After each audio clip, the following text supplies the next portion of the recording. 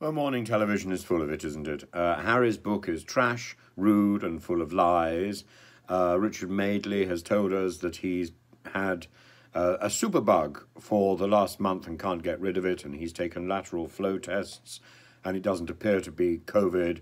But apparently, there is a new strain of COVID called Kraken. It's a variant on Omicron, I would say Omicron, and well, I don't know. Have I had it? I'm not sure. I have quite a serious chest infection, and it was very difficult getting hold of any antibiotics or getting hold of a GP between the period of Christmas and New Year. And really, it's tough. That along with the strikes, the rail strikes.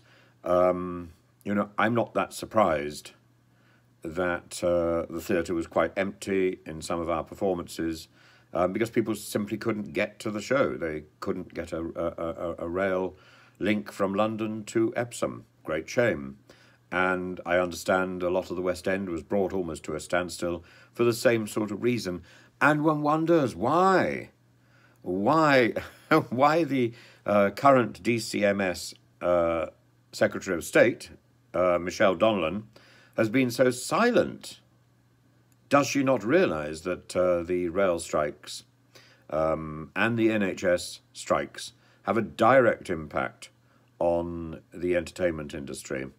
And that industry is only just recovering from the huge hit that it took and the sparse help that it received from the government during COVID.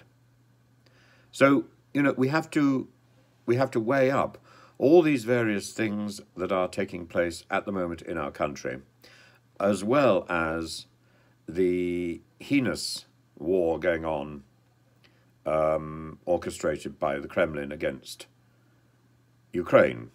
And yet, at the same time, we have people whining and saying it isn't our war. Of course it's our war.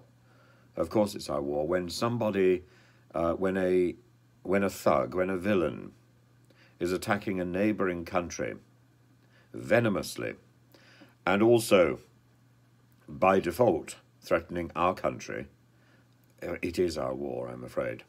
It is very much our war.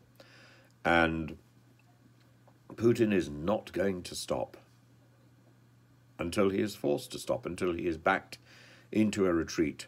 But at the same time, we need to ensure that retreat is clear, that there is a space for him to go. And it's a difficult exercise to manoeuvre.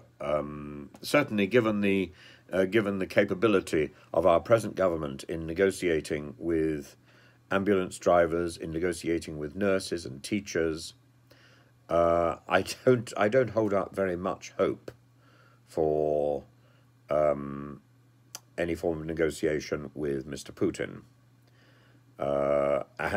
And certainly, should the present Secretary of State, should the present Foreign Secretary behave in the same cack-handed way that the former Foreign Secretary behaved, Liz Truss, when she approached Mr. Lavrov, then I think there's no hope at all. But James Cleverly is a clever boy. He is not a fool.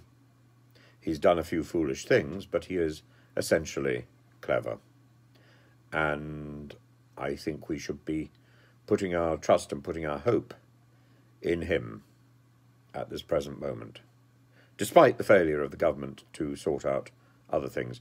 We do have one positive on the horizon, which is Chris Heaton-Harris's extraordinary tenacity and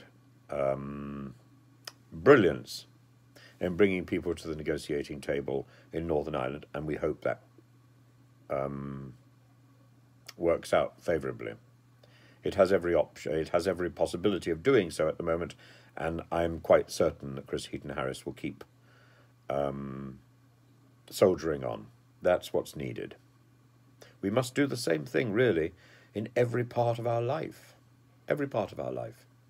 And that requires, soldiering on, even when we're feeling under the weather. We must soldier on.